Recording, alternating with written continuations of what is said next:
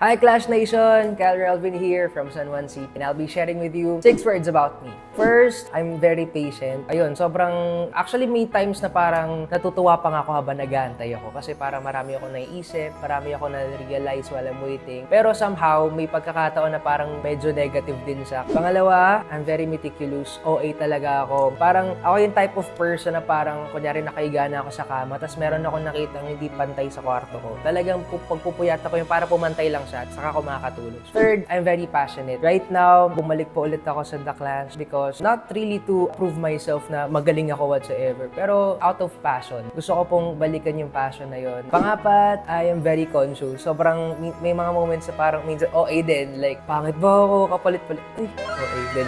Mga tao dito, parang yun po, sobrang I always care about other people think. Panglima, I'm very hardworking. Talagang grabe po ako magtrabaho.